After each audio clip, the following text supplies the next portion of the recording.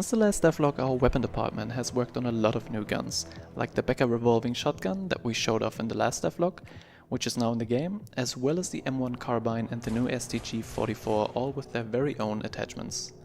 All of those attachments are inspired by real-world prototypes from that era. Another weapon we are currently working on is the M3A1, which isn't animated yet. Another thing we want to show you is our vehicle system. Since every map can be played in a free roam mode, which we will show the next time, some maps might require a car to get around. But I want to point out that Project Z Beyond Order is not an open world game and that those cars cannot be used on every mission. But when you find them, feel free to get it and get some nice drive-by action with your co-op mates. Of course, we also worked on a lot of new music in the last few months, but the highlight for me definitely is the music that will play on the island's own radio channel.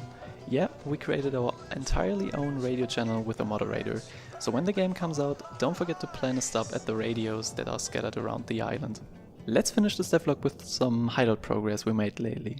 For new people, the Hideout is the place of operation, where the game starts, where the player chooses missions and side missions, where he can build and customize his weapons, skill his character, and manage his NPCs. The first thing we take a look at is the building system, which, like any other feature we showed off today, is under heavy development. As soon as the player has finished the co-op introduction mission and mission 1, he can access the building mode. This building mode allows the player to change the hideout's look completely. After entering the building mode, the player can choose whether to build or remove some objects. If he decides to build, he can select between shops or structures. Structures are decoration objects only, like walls, floors, lamps, etc. The shop section, on the other hand, allows the player to build gun shops, melee shops, pharmacies, more storage space, etc. Another thing we haven't talked about for a long time is how we tell the story of Projekt Z Beyond Order. Most of the story will be explained via very short cutscenes or our new dialogue system. The dialogue system is almost everywhere in the game when you talk to NPCs, if you go to a shop, or if you want to go into the next mission. The player can always interact with the NPCs in the hideout and have a little chat with them. This is possible due to the fact that our NPCs are created with the character creator 4, since it would be impossible to us to create hundreds of NPCs by an artist. However, Character Creator 4 allows us to use their facial tools to create beautiful facial animations, which are definitely good enough to use in production. When it comes to the playable characters, we also made some great progress. So as you might know, Projekt Z Beyond Order offers 4 different playable characters at release. In the last devlog we already teased you a little bit with Hans. Hans is a 32-year-old German scientist that worked on a lot of flamethrower variants for the Nazis during and before the war. He is equipped with a flamethrower which is perfect to hold back large amount of zombies at once. He initially fled to the island to escape the war, but when he saw what the Nazis did there, he instantly regretted his decision. Another character we haven't really shown off yet is Curtis. He is a 46-year-old US fighter plane pilot who was sent to the island for a special operation to find out if the island really exists after the Allies found some documents in Berlin. However, he was completely alone after crash landing on the island.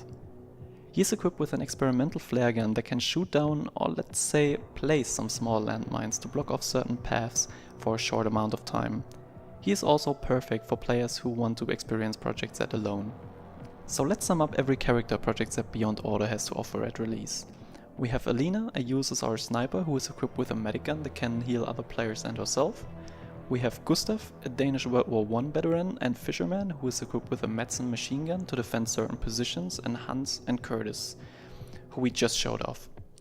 Those are the characters you guys can expect on release at the end of the year, and don't worry, we will release more in-depth trailers about the characters and their abilities when we get closer to release. Let's show you guys some more progress from the character art department. We are finally done with the new Nazi soldier model that you can see right now. Those soldiers can be found in the Nazi-controlled places like outposts, factories and so on. Those soldiers exist in 2 different variants, a normal gunner and one with a flamethrower. We also made a lot of progress on the zombies. The first one we want to show you is PZ02, which we call Fast Grunt internally. Those zombies are super agile, like the requirements in LinkedIn job descriptions, and hard to kill due to their parkour-like actions. The next one is PZF01. Created during Project F. This project was created to ensure enough food on the island by modifying the Z virus to let all body parts grow indefinitely. Another one is RZ01. This zombie was a former worker of the Project N and suffered a lot of radiation after being infected with the Projekt Z virus. This one might be the most interesting one gameplay wise, but don't worry, we will show you guys more when we get closer to release. And last but not least, we got PZI01. This is a zombified German Shepherd. This zombie was not a part of any project, but rather an accident. After the breakout, some animals got infected and transformed into zombified versions of themselves. Our team was working super hard to show you guys some exciting stuff for this one. The first topic I want to talk about is the improved way of looting. As mentioned in the last devlog, we completely overhauled how the looting works in our game, but now we can go further into detail. Every item category has its own crate model, which is designed to show the player exactly which items he can expect. For example, in weapon crates the player can only find weapons, in health crates the player can only find health items, and so on. Projekt Beyond Order offers 6 different crate types: health crates, ammo crates, building material crates, weapon crates, blueprint crates, and regular item crates. All of those crates besides the regular item crates come in 4 different rarity states: common, uncommon, rare, and legendary. Those different rarity states can contain better loot, like an uncommon drum mag, which can hold more bullets than the standard mag but has a higher chance of jamming. We choose this looting style to clearly show the player what he can interact with on a map when it comes to looting. The placement of those crates is of course random. Since we went back to pre-production in August 2023, we also had to take a look at the health system and rework it.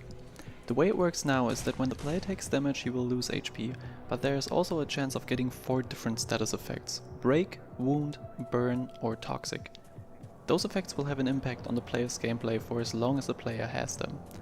However, the player can get rid of them by finding the right health item. For example, the player needs to use a splint to get rid of the break status. Status effects will also reduce the maximum HP the player can heal up to for as long as the player has the status effect applied to his character. That means, for example, the base HP is 100%. If the player now takes damage and gets the break status effect, he will get all the disadvantages like the slower walk speed and the different walk animation. And he can only heal up to 90% for the time the break status effect is active. That means the break status effect will drag down the base HP by 10%. However, having all status effects active at the same time is also possible, so the base HP can get even lower if multiple status effects are active at the same time. Another thing we haven't got into detail in the last devlog is our backpack system. Since the inventory is now slot based, we also need to adjust that. The player will now start with a basic backpack that can hold up to 50 items. If the player is carrying more than 50 items, he will get another status effect called over-encumbered. When this happens, the player will slow down for as long as he has too many items in his inventory or is equipped with a bigger backpack. To avoid getting out of space early on, we decided that every item gets a maximum stack size. For example, weapons cannot be stacked, however any other item can. This feature of course will take a lot of QA to find the best stack size, but this is already a major thing that we are testing internally. We also made the decision to redesign the beginning of the game. That means we will no longer start the game with a single player introduction mission for each character as we showed in the past devlogs, but let the player play directly with his friends in a more general co-op tutorial mission. We found that the separate single player introduction missions didn't work from a game flow perspective, since it took the player 1 hour to reach the co-op part of the game, and we just didn't want to cut the time by 80% and create a bad single player experience by doing that. Every approach definitely has its pros and cons, but since our game is a co-op game, we found it more fitting to let the player experience the co-op part from the get-go. Now everything is just more fitting to the general vision we have for Projekt Beyond Order. However, to keep the story parts of those co-op missions, players will still have a different start cutscene depending on the character they are choosing. In the level design department we made a lot of progress mission-wise, and when it comes to hiring. We now have 4 level designers actively working on the game to give you guys the best experience we can deliver. First of course, mission 1, which we showed in the last devlog, was undergoing many changes in the last few months after we found some level design and logic flaws during internal playtests. Mission 2, 3, 4, 5 and 7 are also currently in development, but we won't show you more than just a few blockout shots, since we still want you guys to enjoy the game when it's coming out. We have a lot of surprises for you there, and I'm sure you will love the designs we created for those missions.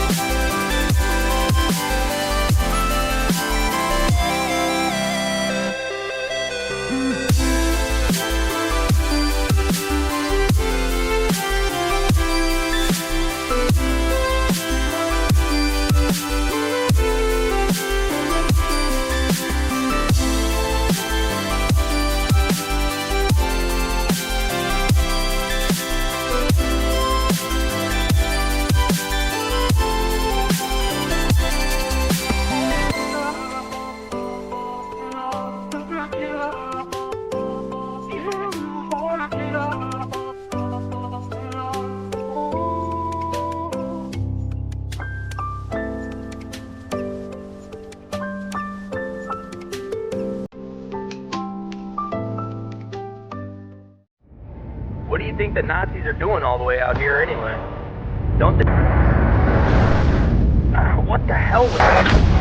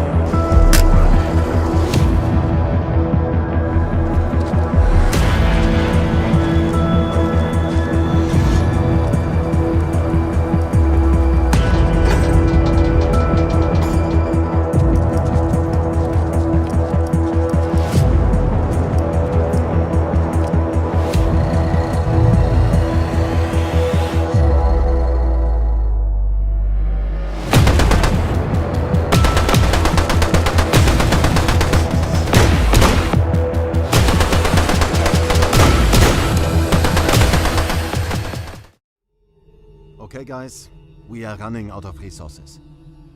Jamie and I saw that we got almost nothing left in the stack, which is a bit devastating. But I also have some good news.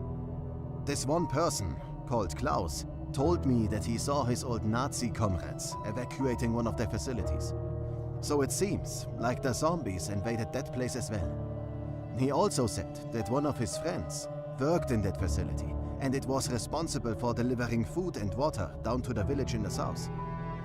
We asked a few other survivors and it seems like he's telling the truth.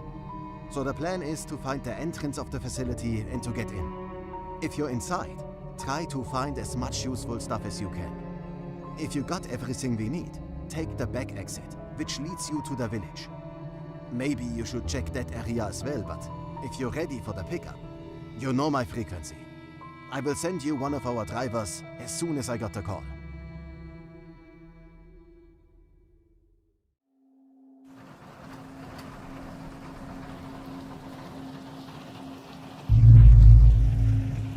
Okay, so this is as close as we can get.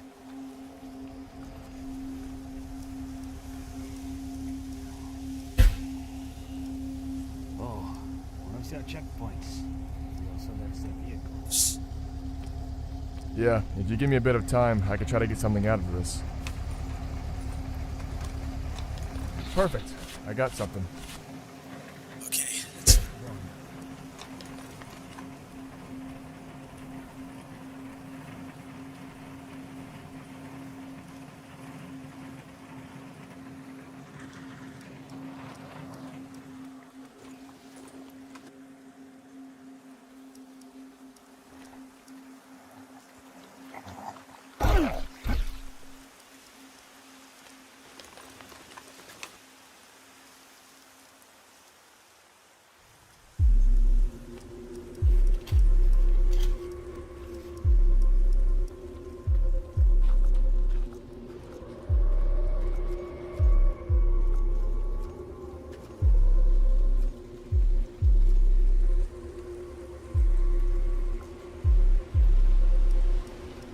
Oh, see? That must be the main street that Klaus was talking about. Looks like they got overfilled. Yeah, we need to be careful.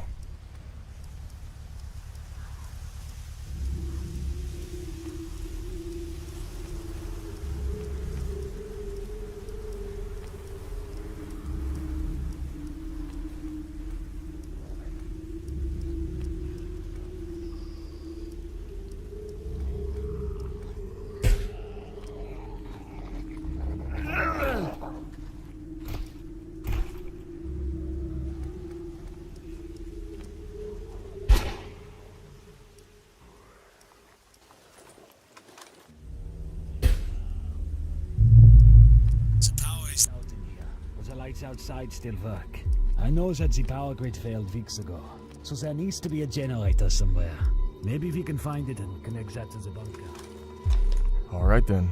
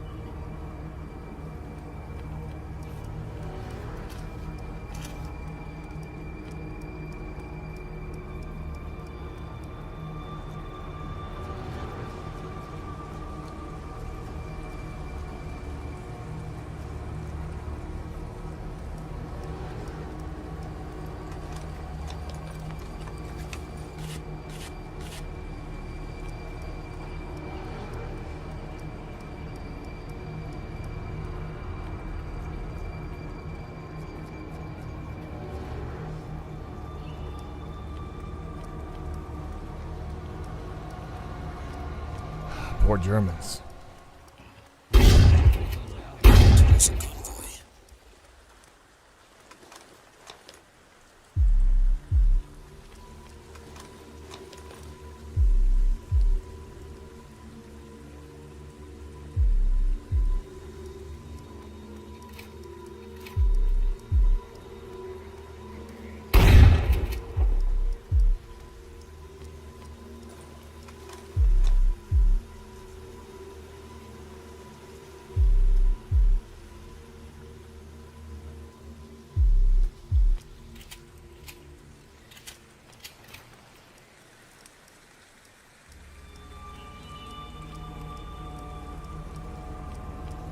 Are you seeing the lights over there?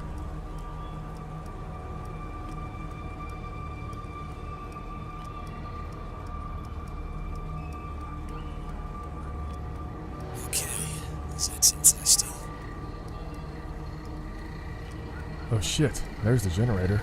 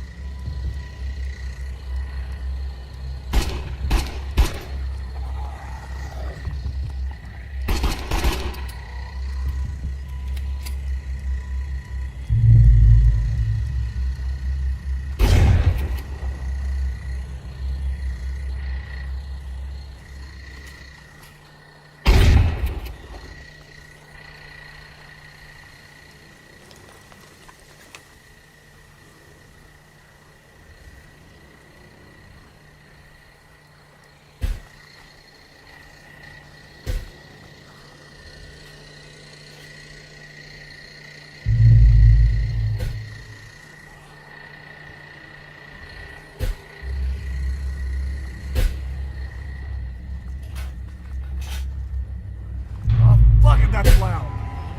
Yeah, it's his goddamn generator. It isn't making it any better. It's not WooX style to talk about the risk during the